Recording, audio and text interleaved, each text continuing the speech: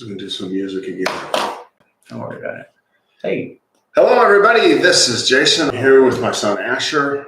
Excited to see you. It's really cool to be here.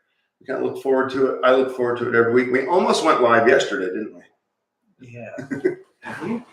No, I'm just telling a joke. Remember, we got the schedules mixed up, and we kind of thought yesterday was today. So we almost went live, but then we cut it. Yeah, that was me. Because I just called you and said, "Hey, I'll be right over." Just left work, heading home. Then I'll come back right over, and we can record. It's Wednesday, Asher. All right. I nailed that down to a text. Brittany had something that confused me. Cool. Well, I'm excited to be here. Asher came over after work, and we went for a walk around the hill. It was a nice way to decompress after day work and sit for a moment and kind of talk about life. And here we are to talk about Jed Mckenna stuff. And so I think we're ready. We're reading what's the name of the chapter, Asher? The Savage Rocks of Eternal Mind. Savage Rocks of Eternal Mind. So that's a pretty cool, provocative title. So why don't we jump right in? All right. The Savage Rocks of Eternal Mind. Seizing my life in your hands, you thrashed it clean on the savage rocks of eternal mind. How its colors bled until they grew white. You smile and sit back. I dry in your sun. Rumi. Good stuff. I think we talked a little bit about that last time. Yeah, we might have gone over there. Yeah. I like the cleansing that takes place, the cleansing of the mind. Yeah, boy, it's 7:52. We're a little bit later starting than normal. I didn't know we were so late. No, not that big of a deal. Just in case people were waiting up for us in England. Just wanted to say I really like that cleansing period because this process is a lot about cleansing, savagely. Okay, let's dive in. The house is like a small community. People come, stay for a week or a year, friendships form, difficult goodbyes are said. I'm sure the relationships in the house are deeper and more complex than I describe, but I'm pretty insulated from the day-to-day affairs of the household and its occupants, and that's a good thing. For the last 5 months or so, we've had a mother and daughter with us. The mother, Marla, is one of the many who will show up with pretty distorted views about what enlightenment is. I can't really teach her anything for now. I can only encourage her to take a look at her basic assumptions and develop a willingness to revisit them in a new light. As is often the case, she'll probably prefer her romanticized beliefs over the harsher realities and move on rather than change.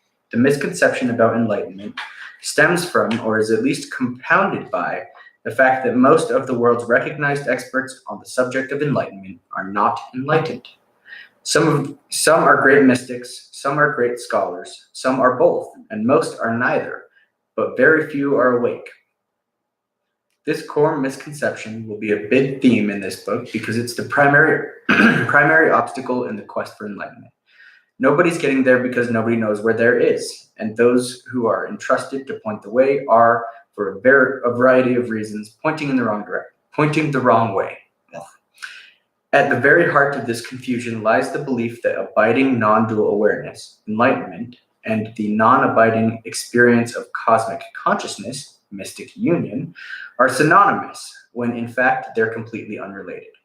So I do want to stop there and ask you I'm guessing the answer is yes, but I'm not trying to put you on the spot, but have you ever had an experience of cosmic union, the mystical? Yeah. Yeah? Definitely, yeah. And it's interesting. I just want to say it out loud. I can see why people would think that was enlightenment. Because I have to, and it's a hell of a cool state. Yeah, but anything that didn't last, and you would notice that it wouldn't last, you would just be then deluding yourself beyond that. Yeah, but it's kind of, I agree 100% you're deluding yourself, but it's easy to delude yourself because for me, that experience was so cool, I wanted it again. And I figured maybe I just fucked something up to lose it. Maybe if I get it this time, I'll keep it. It's kind of a little bit of a self-delusion, like you said. Yeah, that's interesting. It's possible to have either without the other, and there are countless millions of cases of mysticism and cosmic consciousness of varying degree for every one case of enlightenment. Of course, true cases of enlightenment are unlikely to attract attention to themselves, so it is certain that there are more than is apparent, like vampires. However, the simple fact remains that enlightenment and mysticism have little or nothing in common. Anyone, myself included, who has had a taste of mystic union will naturally assume it to be the very summit of human experience, which I believe it is. It would follow from there that anyone who enjoyed more frequent access or greater ease of access to such a rarefied state would be at or near the summit of humanity. All well and good until such a one is labeled spiritually enlightened. He or she may be a divine avatar, or love incarnate, or the supreme Godhead, but enlightenment is something else. The critical distinction is that one is in the dream and the other is not. One is truth realized and the other is not. One is within consciousness and one is independent of consciousness. The enlightened have awakened from the dream and no longer mistake it for reality. Naturally, they are no longer able to attach importance to anything. To the awakened mind, the end of the world is no more or less momentous than the snapping of a twig. The wise see the same in all, says the Gita. The wise are impartial, says the Tao. The enlightened cannot conceive of anything as being wrong, so they don't struggle to make things right. Nothing is better or worse, so why try to adjust things? Members of movie audiences don't leap out of their seats to save characters in the film. If the movie shows an asteroid blazing towards the Earth, the screen remains unscorched and the moviegoers don't race home to spend their final hours with loved ones. If they did, they would be hauled off to the nearest mental facility and treated for a delusional disorder. The enlightened view life as a dream, so how could they possibly differentiate between right and wrong or good and evil? How can one turn of events be better or worse than another? Of what real importance is anything in a dream? You wake up and the dream is gone as if it never was. All the characters and events that seem so real have simply vanished. The enlightened may walk and talk in the dream world, but they don't mistake the dream for reality. Enlightenment is about truth. It's not about becoming a better or happier person. It's not about personal growth or spiritual evolution. An accurate ad for enlightenment would make the toughest Marine blanch. There's no higher stakes game in this world or any other, in this dimension or any other. The price of truth is everything, but no one knows what everything means until they're paying it. In the simplest terms, enlightenment is impersonal, whereas what is commonly peddled as enlightenment is personal to the extreme. We'll cover this in more detail as we go, since that's what my life and the house and this book are all about. Suffice it to say that one of the most mission-critical tasks on the road to enlightenment is figuring out what enlightenment is not. It's interesting. I think he's just just feels like he's being thorough. Mm-hmm. I agree. He's just like covering all his bases. As we continue to read through all of his books, this paradigm or this differentiation of thoroughness will remain absolutely. There'll always be this differentiation. In his view, I mean, enlightenment doesn't change in any way, shape, or form. It's this out of the drain. It's funny who gets into the house and how they come. Apparently, you don't just show up with your bags and make yourself at home. Marla came from California with Annie, her 7-year-old daughter, to be here. She heard about it through the grapevine or from someone else who had been here or something like that. But Sonea doesn't let people in that easily. I didn't know all this until Annie explained it to me. Marla and Annie were sent to a rooming house in town and were advised to come out for daily visits to see how they took to things and how things took to them. Annie also told me how things like chores, meals, bathroom schedules, and other such household matters worked. She seemed to have a pretty good handle on all of it, and I was surprised, as always, to get a glimpse of what a complicated ship Sonea was running and how skillfully she ran it. Do you like Sonea? I asked Annie. Sonea is love, Annie replied, as if the question were too stupid to ask. which I suppose it was.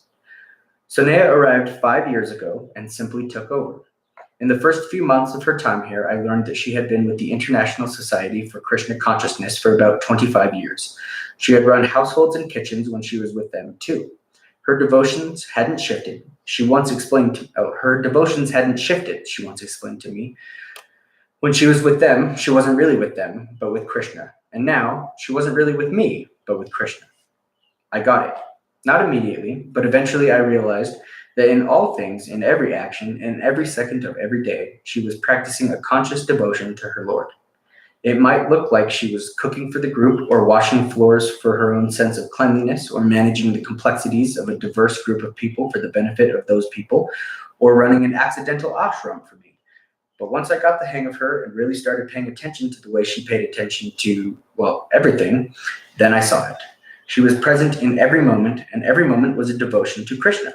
It had nothing to do with me or the house or the whole whatever's going on here thing. Sonea was doing what Sonea did, and this was just the place where she did it. And who or what was Krishna to her? Was he the blue-skinned youth of portraits? Arjuna's charioteer? Vishnu? Brahma? I don't know. Sonea has never been my student in any sense. She has never asked me anything, and I have never been tempted to translate her worldview into my terms or mine into hers. She has the most beautiful and fully integrated faith I have ever been privileged to observe. She could command armies or govern nations with the same apparent ease with which she runs this house. She shines. She is always radiant and soft, even when she's being hard. If there's a mystic in our household, it's Sonea. She's the mystical one.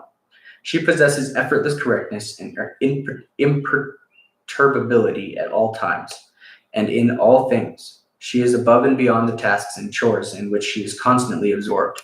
She, like me, is a different order of being, but neither caterpillar nor butterfly. I don't know what that makes her, but I am profoundly grateful to have her near. From my point of view, of course, Sonea was heaven sent. There is no house without Sonea, no book, no me prattling on and on. Well, I'd still be prattling, but probably with only a slightly malnourished, deathly bored dog for an audience. I love this planet and this universe and this whole human thing. And one of the reasons I love it is because of the magic that holds it all together. When I look at Sonea, I see that magic most clearly. Excuse me. Allergies. I think it's interesting because I want to bring a few of these things up because we've been critical and careful. Sonea, in specific, almost doesn't show up except for 2 instances that I know of in the second and beyond books. I mean, I think there's a reference to her in the second book. Excuse me, where she forwards a letter to Jed that he reads to the Gita study in the basement. That's the second book. And there's a one-liner. I'm sorry. These allergies are hitting. In dream state, at the end of the dream state, where he talks about human adulthood, which is something he clearly wasn't defining right now. He wasn't defining. Because later on, he is going to define it, and he is going to say that she's it.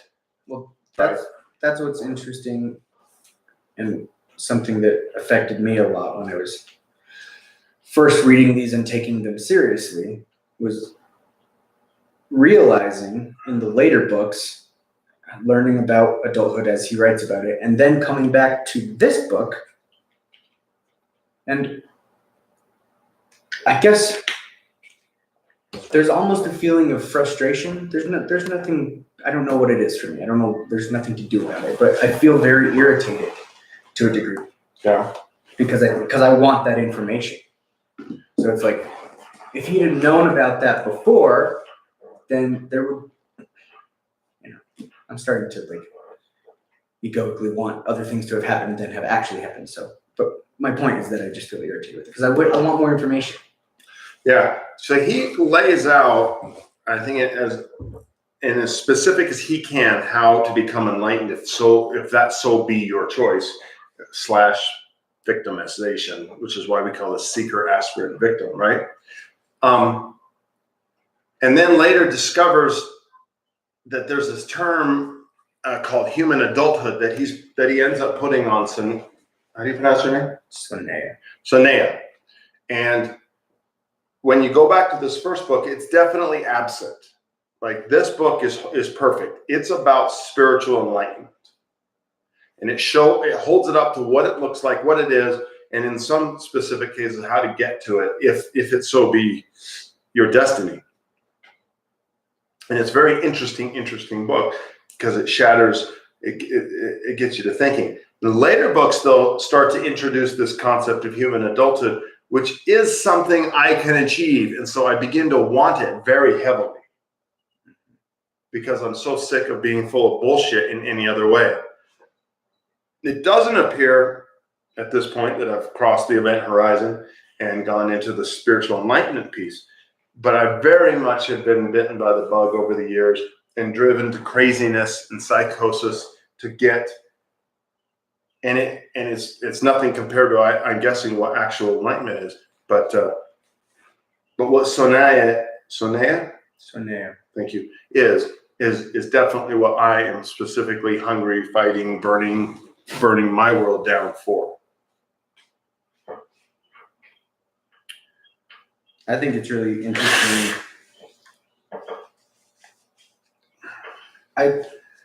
He talks about not having any attachments. And I, in a sense, I do believe him. Mm-hmm. But I also can see by the evidence of the energy with which he took to explain that he holds her, in regard, and clearly very high regard, highest maybe regard. I think there's a difference. And that's interesting to me because I don't know, who knows? I don't know. We don't only know what we read, I guess. But there's all these theories if you go reading forums and shit. Who's Sonea? Yeah, I wonder, thinking that they must be like married or together or something, but fucking shit. I don't know. One point to bring up there to put the teacher hat on is I don't think he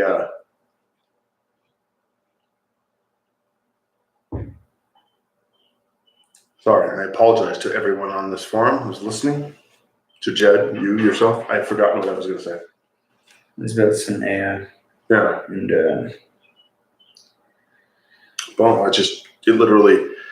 had it, and then you went one beat too far in that line, and you said the forum line, and that my head flipped on that, and the next thing I know, I dropped it. I have that happen to me all the time. Okay, go ahead. Annie delights me. I'm not really able to form attachments. That was it. Attachments. I don't think you made a statement that he makes attachments. I don't think so. I think he just delights in life. It's a free egoic thing. It's like, that's just fantastic. And if it goes away, he doesn't care. Right. Like, she leaves and she died and we found her dead and go, oh man, she was awesome. She's gone. Like, that's the non-attachment that I mean. Yeah.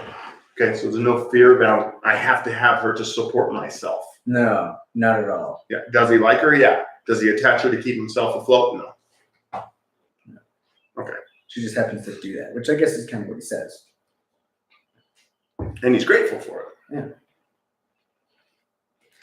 Annie delights me. I'm not really able to form attachments with adult humans, but cats, dogs, and children are a different matter. Annie leads me by the hand through the gardens and behind the summer kitchen and down to one of the ditches that run along the road. The property is full of mysteries and wonders that she must share, or else she will simply burst as new mysteries and wonders constantly pour in. I'm her relief valve of the moment. As long as she reports to someone the exact wonderfulness of each wonder, she can cross it off her burgeoning list and move on. There's no time for me to take a closer look at the deer prints in the mud of an adjacent farm field because we have to get over to the mailbox to take note of a spider web complete with spider and captured prey. Then to the largest of the oaks on the property to see an abandoned bird's nest, then to the river birches to see an inhabited bird's nest.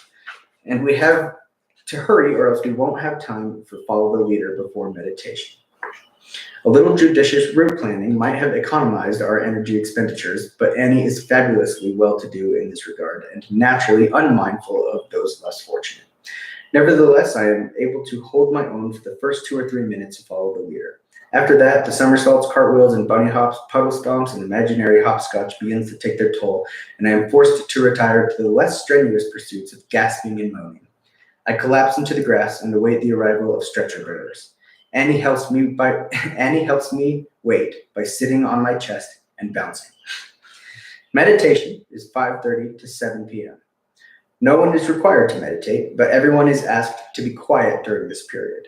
I don't meditate much, and when I do, it's usually early in the morning. So I like to take advantage of this quiet period to sit on the front porch or in the living room. It's generally understood that this is a time when I'm available to anyone who wants to talk. Sometimes one person comes along and focuses on their stuff at the moment, and sometimes a group will form and a broader dynamic will play out. I don't have a preference. It's usually a pleasant time for me. The material I teach presents no problems or challenges for me. That's what being a master means, I suppose. I know this stuff front and back, in and out. I could teach it in my sleep, and maybe I do. What is a challenge is how the information is received. Most or all of what I say fits into the receiving brain in a particular place, but there's always something already there. It's never an empty slot just waiting to be filled. Not only will every slot already be filled, but there will also be security, probably very tight security, guarding it. If I taught English Lit to 8th graders, it would just be a matter of keeping it interesting so the connection stayed open while I uploaded the new info. But this is different. No one comes here for their first experience to the spiritual dimension. Everyone comes pre-educated, and the education they arrive with is, for all practical purposes, worse than useless. That's what I deal with, and I'm not a master of cranial lockpicking. I just try to do my bit and know that success and failure is out of my hands.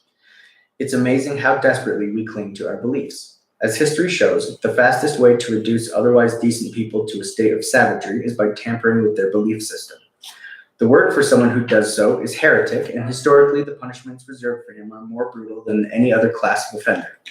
The point is that by the time people come to me, their beliefs are securely in place. No one approaches me and asks to have their hard-won beliefs demolished. They come to build upon what they already have and to continue along the course they've already begun. Demolition, though, is exactly what they need, if, that is, they want to wake up. That's a very big if. How many of them really want what it really is? My opinion is that only a fraction of 1% of seekers of enlightenment are even pointed in the right general direction. I would also say, however, that the percentage is slightly higher if you're looking to the group that has made it to the house, or to this book, to me, and this message. At the time of this writing, the message you find in this book and that I share with our guests at the house, enlightenment stripped of its spiritual trappings, is uncommon in the extreme. I say that a higher percentage of people sitting with me or holding this book desire enlightenment for what it really is, because we all get what we need when we need it. If the universe has set you in front of me or put this book into your hands, then in all likelihood you are closer than most to honestly confronting the stark reality of your situation. It works both ways. When the teacher appears, the student is ready. Very seldom does someone come along who has already started down the path I extol. Paul was an example of one who did. He was already in the right mindset and well on his way. For him, I was a counselor, a gentle guide, and a reassuring voice in the relentless battle he was waging. But that's a rare exception. Most of those who come to the house have already bought into or been sold on the whole sweetness and light spirituality thing. They want to become better people, more open, more loving, happier, closer to God, and they want to achieve spiritual enlightenment because, as everybody knows, that's where the spiritual path leads. This yellow brick road may be a trip, but it's all about Oz, baby. They've been sold on the enlightenment thing, and that's what they want. I don't know what they think enlightenment really is because I only have them to go by, and they don't know. I ask, and I usually get the same vague answers about higher consciousness, tattvam, asi, unity, bliss, oneness, no mind, and so forth. They peddle the same stuff to me that someone else peddled to them with no real understanding being developed during the layover. Small wonder, since to borrow from Gertrude Stein, there's no there.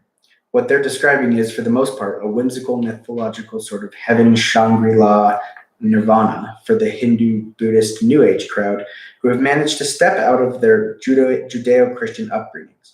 There's just enough merit in their notions of enlightenment to make it sell. But at the end of the day, you're either a caterpillar and a butterfly, and the only way anyone will ever have even the slightest sense of what it means to be a butterfly is to become one. There are no butterfly experts among the caterpillars, despite innumerable claims to the contrary. And I encourage my students to at least consider the possibility that the world is up to its polls in caterpillars who quite successfully convince themselves and others that they are actually butterflies. Or, to say it plainly, the vast majority of the world's authorities on enlightenment are themselves not enlightened. They may be something, but they're not awake. An easy way to distinguish between caterpillars and butterflies is to remember that the enlightened don't attach importance to anything, and that enlightenment doesn't require knowledge. It's not about love or compassion or consciousness. It's about truth. So, what do you think?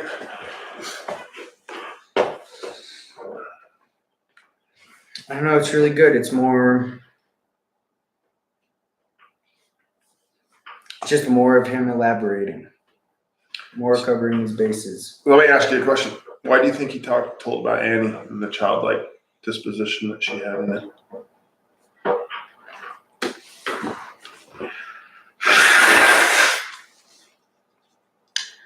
Apologize about that. I assume that section falls into the category of stuff that I assume is flavor and narrative that he put in to do what he described, to keep it interesting enough for the information to download. Here it is. If I taught English Lit to 8th graders, it would just be a matter of keeping it interesting so the connection stayed open while I uploaded new info. But this is different. He says, but this is different. This book is not different, in my opinion. Anything like that, any narrative, is just part of that. That's what I've chalked it up to. But it definitely deserves it. Like, if you have any other ideas, I'm just telling you that's what I've always thought of those things. I'm thinking that he's beginning to touch upon human adulthood, because he mentions Sanaya, and he mentions Annie, and they're both very, the freshness of what it's like, and I think he's starting to hold that up as a. He is showcasing like some degree of, I guess, openness, higher functioning, right? Higher functioning flow. Yeah, and Annie is a good example of that. Her energy, her simplicity, life is new. It's wonderful. Sorry, she seems to be similar to Sanaya in many ways. This 25-year-old human adult and this simple child human adult for life.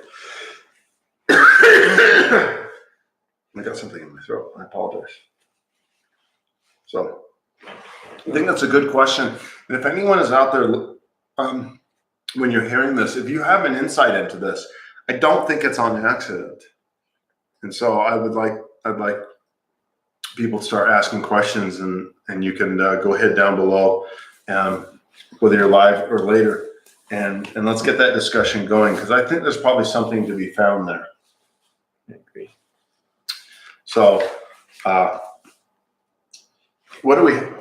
The next chapter is called Neither Holy Nor Wise.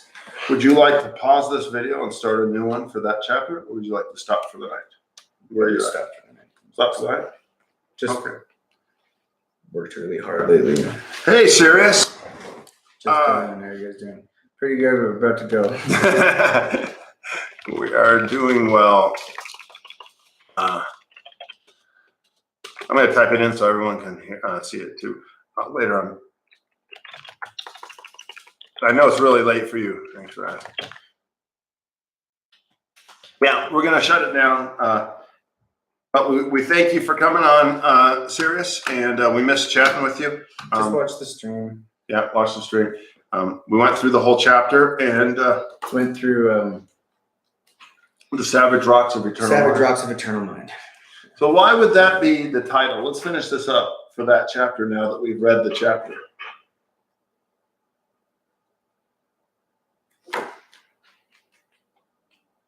I think I have an intuition that there's more going on with this chapter than meets the eye. I really do. Because of the mentions of Sanaya and the mentions of Annie and how he describes this child and the simplistic view she has of the world, the light. And I don't think he's holding up Annie as an enlightened state, but he might be. You think maybe he mentions, you have to understand, I think, he mentions the not really able to form attachments with adult humans, but cats, dogs, and children are a different matter. He's saying because of the egoless nature of children up to a certain age, of course, that he could form an attachment and make friends with a child because they don't have an ego, but as soon as they get egoic. And Sanaya doesn't have an ego either. Even this is the full state of human adulthood. It's kind of without ego. He's showcasing. Yeah. Non-egoic life. Okay. Everybody, you're welcome to chime in. What's the next chapter that we'll be talking about next week? Oh, neither holy nor wise. Neither holy nor wise. I already like that. I love that. I do too. So everybody's been following on. It's exciting to have you here. People reaching out. I enjoy it. Sorry, I got something in my throat. Serious. You've been with us a long time. I appreciate you following. Sorry you missed it, but we'll catch you next week. And go ahead and listen to the stream, ask questions, and we'll get involved again. So to everybody out there, have a great night, and thanks for listening.